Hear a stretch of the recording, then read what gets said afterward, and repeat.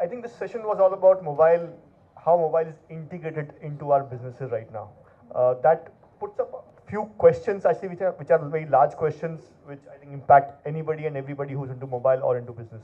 One which I wanted to point out was the rural push. Actually, there was a presentation supposed to be on that one, but didn't happen. But how does mobile in this day and age, when everybody is kind of focusing on an Uber or a Ola kind of an application or a HouseJoy kind of application, which is typically only for metros or the top 25, 20 cities in the country, what happens to the next level? What are the services that we think will happen or will come to the rest 100 towns or the villages in the country? Is there anything happening? Which I don't know. I personally am in this top 20 cities only, and this is the kind of business that we are doing, so we really don't even know what's happening outside. I don't know if Sumona or Rachna can maybe put in some comments based on your CSR work and everything. Sure. So maybe more a reaction. I'm not sure if my view is the most informed one on the subject, but what we do know from our consumer lab reports, for example, is that, and I wish I had the number in front of me, but the data usage in the, beyond your 20 towns, the data usage in the classic, what we like to term in the telecom world as the last mile, is amazingly heavy. So much so that in not so successful pilots of the NOFN, there were cases registered and made into complaints because of the kind of data usage that was way beyond what was permissible.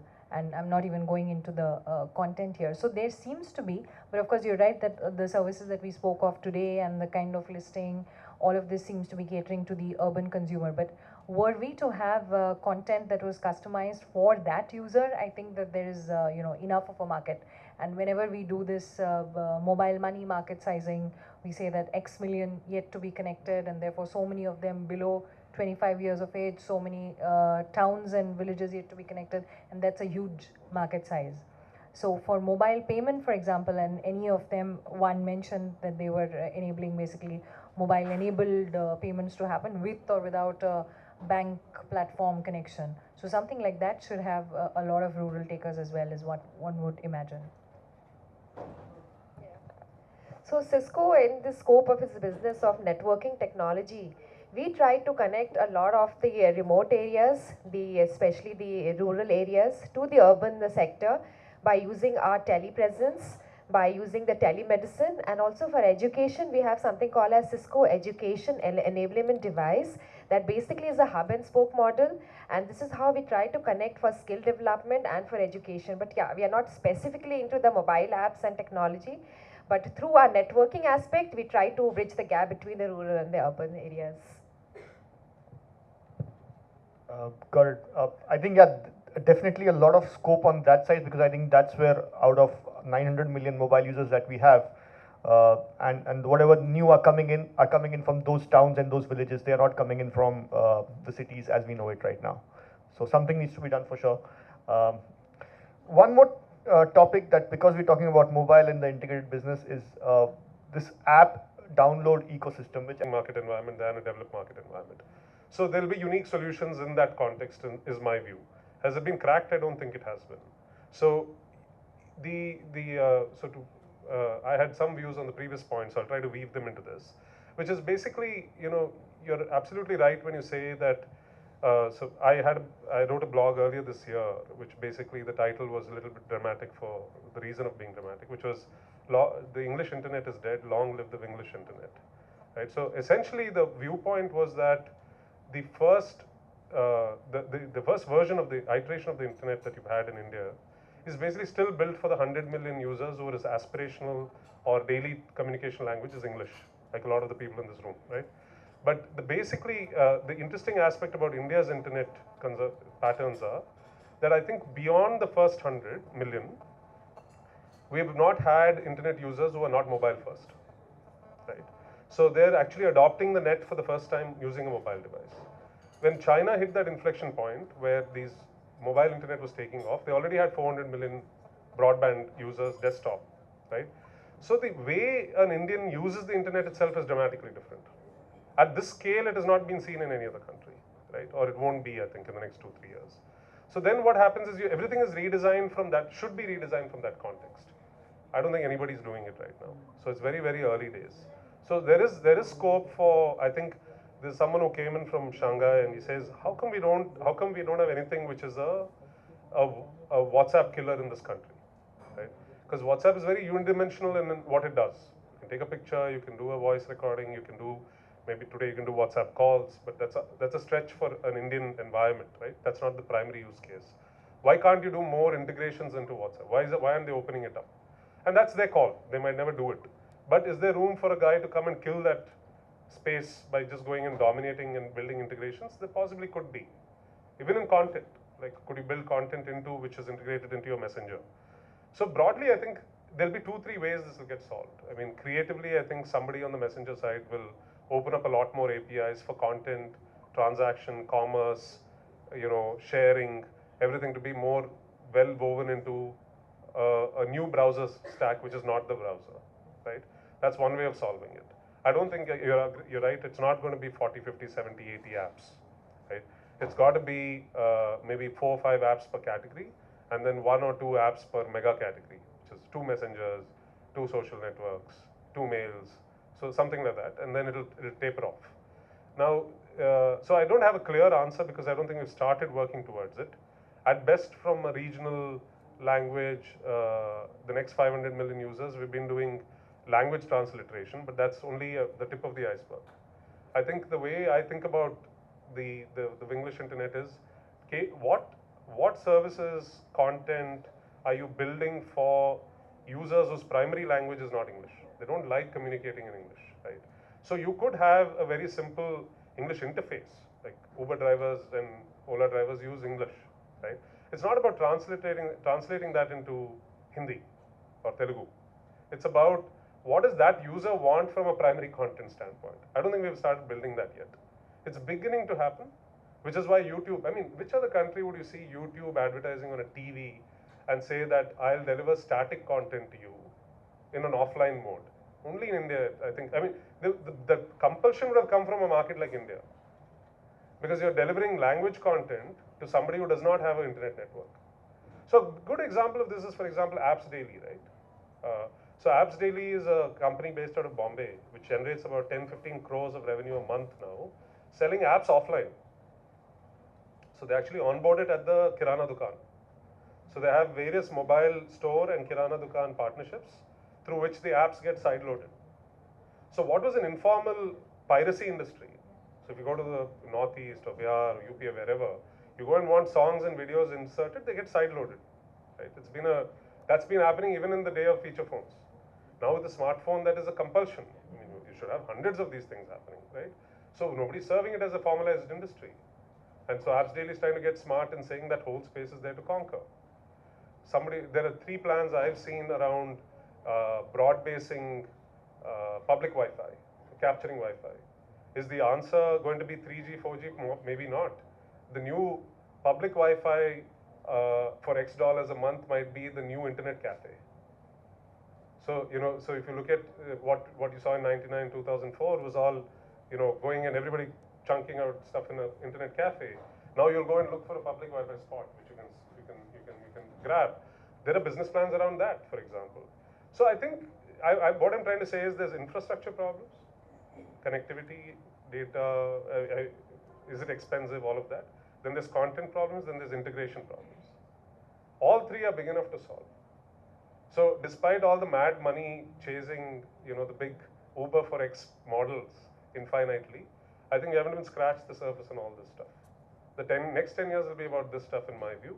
It'll be very, very different from how you're seeing the US or China originate, because we are effectively now copying their models. We haven't started building anything for ourselves yet. Very, very little. Thanks. Yeah, I think that's absolutely right. The last statement, that we really are copying everything right now. The Flipkarts, the Ola, or the Housejoy, everything is currently being copied from what has happened in China or in the West.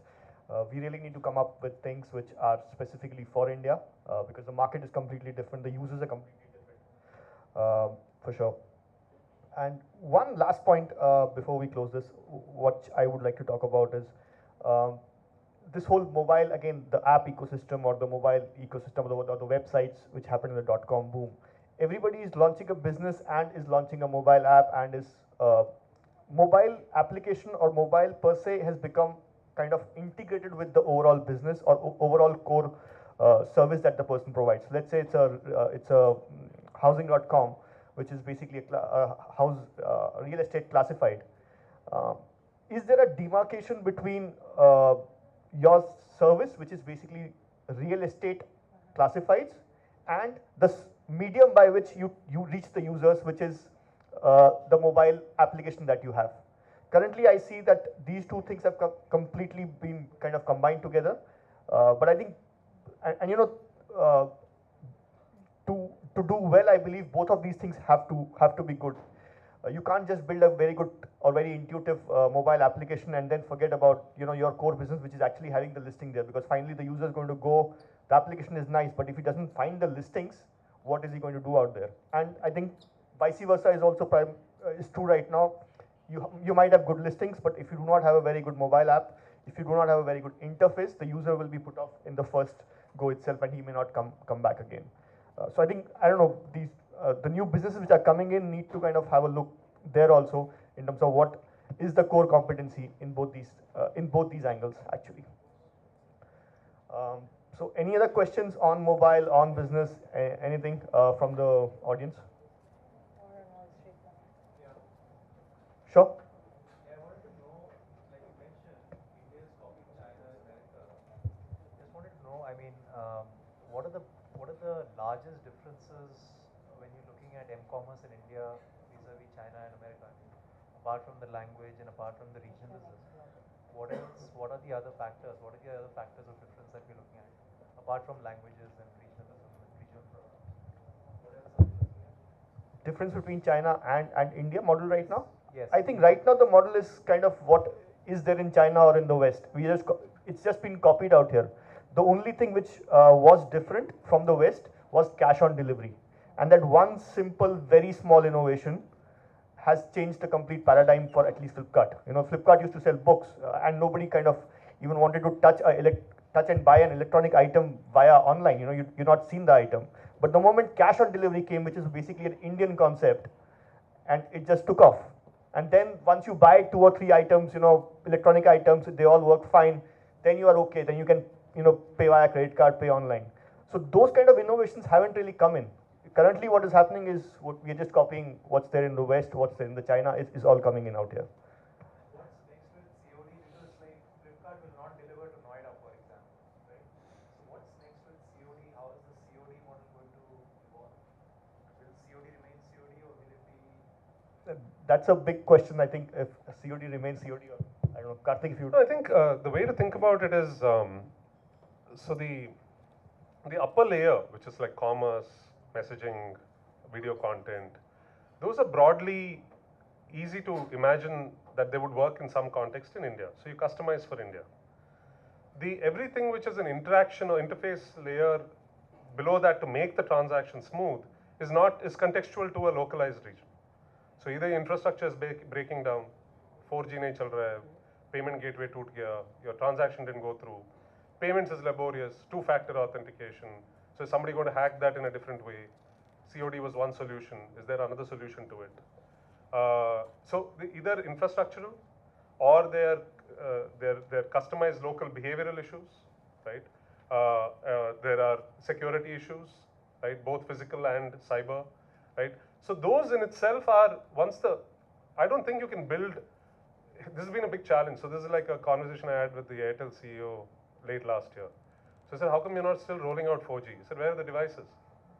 Whom am I rolling it out for? For you guys. I don't need you to use 4G. I need the next tens of millions to use it. So it's always a serial order problem. You can't have built, and invested a hell of a lot in mobile payments without actually having an end use of the payment, which is commerce, right? So when you see commerce is that broken because of COD issues, you're running 2 legs, one to collect cash, one to deliver goods, one to take back goods, then you say, what the hell? You're losing money 3 times over, right? To the point that is being made earlier. How do we fix that? So there are various ways. For example, you could say that I will collect 10% upfront. But if you make it very, if it's full of friction, the customer won't use it. But if you start removing the frictions and ease the payment mechanism, he might use it, right? So now we're seeing, I just met a company which is using IMPS, which is an RBI sanctioned new protocol which can simply use a 4-digit MMID to be able to transact. The money goes straight from your bank account for the 4-digit PIN, right? To anybody, to any merchant, to your friend, to anybody, right? Why isn't it happen? Because it requires bank integration at every bank level. It's not a trivial task, right? But they're waking up. We had a company, we did that 2 years ago, failed because it was too early. So that's the nature of our business. In venture, you got to keep trying. But sometimes the ecosystem is not ready. It wasn't like it was not a great idea 2 years ago. The rest of the ecosystem is not ready.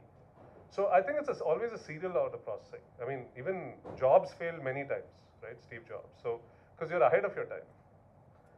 And so what you're seeing, I think, will be an evolution basis, the need driven by massive transactions. So logistics today, warehouse logistics is just going through the charts. We have a company in that space in robotics.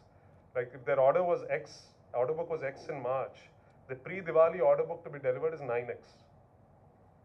But why wasn't this a problem for 25 years? Because there was predictability in demand. You always shipped, you warehoused in a certain way, you stacked your warehouse in a certain way. Now you say big $1 billion sale and then just erupts, right? How do you solve for that manually ever?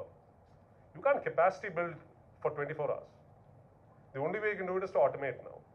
So automation is the key. So everybody wants it before Diwali because they know the systems will break at Diwali. It's fascinating. So could you have built that company 5 years ago? No, it would have been stupid. You would have chased some guy and says, "Kya dikha rahe ho yaar, महंगी चीज़ है, मेरा तो 10 बंदे कर देंगे." You can't manage an e-com warehouse with 10, 15, 20, 30, 100 guys today. You need machines, right? And so I think it's a cycle, and that's the beauty of the value chain being built. So every time something at the top's getting disrupted, there are 10 other things to disrupt. Any other questions? And to answer the COD, what next? Actually, we are also going towards a step which we are following that at least American, the way of e-commerce, where the cost of logistics is very high. Yeah. So they have a pickup point. So Yeah. I represent BPCL and we have tie-up with Amazon. And at our petrol pumps, there is a pickup point. So because if you don't have a time to get the delivery at your home, you're not available, and you don't have and you want a flexibility of time, and you want a COD also. Then go to the pump, pick up your order, and make a payment there. This is one of the way, which is the next level of COD, which we have again copied. The Amazon has basically brought in. Got it. But the payments can be anything. Payment can be Payment via can be cash or prepaid COD. or COD, You any go which for a is. COD or you can make a prepayment. That's your choice. Got it. Yeah. Even wallets are coming in actually these days, where you don't need to pay cash at the point of sale. You pay via your wallet actually. Just transfer from your Paytm wallet to the account. Or Goku. Thank you.